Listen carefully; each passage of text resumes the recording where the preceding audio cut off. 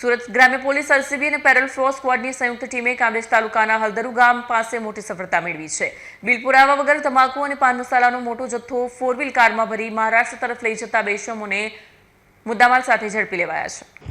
ACB PI NG પાંચાણીના માર્ગદર્શન હેઠળ સુરત ગ્રામ્ય જિલ્લામાંથી પસાર થતા નેશનલ હાઈવે નંબર 48 અને અન્ય સ્ટેટ હાઈવે પેટ્રોલિંગ તથા વોચ તપાસ વધારવામાં આવી હતી. આ દરમિયાન હેડ કોન્સ્ટેબલ હેમંતભાઈ ઈશ્વરભાઈ અને પોલીસ કોન્સ્ટેબલ રમેશભાઈ માયાભાઈને ખાનગી બાતમી મળી હતી કે સેવરોલેટ એન્જોય 4 વ્હીલ કારમાં બિલ વગરનું તમાકુ પાન મસાલાનો મોટો જથ્થો ભરીને હલધરુથી સર્વોત્તમ હોટલ થઈ મહારાષ્ટ્ર તરફ જવાની તૈયારી છે. બાતમીના આધારે હલધરુ ગામની હદમાં નાકાબંધી કરી વોચ તપાસ દરમિયાન ઉક્ત કારને અટકાવી તલાશી લેતા બિલ વગરનો તમાકુ અને પાન મસાલાનો જથ્થો મળી આવતા પોલીસે કાર સહિત કુલ ₹4,23,543નો મુદ્દામાલ કબજે કરી બે ઇસમોની ધરપકડ કરી છે. આ કાર્યવાહીથી સુરત ગ્રામ્ય પોલીસમાં ઉત્સાહનો માહોલ છે.